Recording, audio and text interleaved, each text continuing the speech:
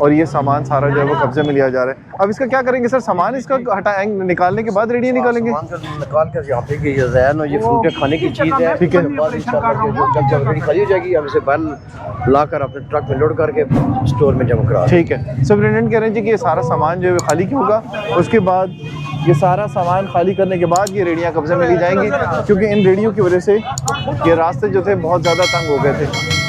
तो ये ऑपरेशन किया जा रहा है आज फिर, क्योंकि जितना सामान था ये सारा इन रेडियों के ऊपर रखने के बाद ये रास्ता जो था वो बंद कर दिया जाता था और पार्किंग्स के ऊपर, फुटपाथ के ऊपर ये कब्जे कर दिए जाते थे। अब ये म्यूनसिपल कॉरपोरेशन का जितना भी स्टाफ है ये सारा ये खाली करवा रहा है रेडिया, और सामान इनके हवाले करेगा, और सामान इनके हवाले करने के बाद ये रेडियाँ यहाँ से मुंतकिल की जाएंगी ट्रक्स के अंदर। ये देखें जी, अब ये सामान निकलवाया जा रहा है और ये पहली लेडी यहाँ से निकाल ली गई है।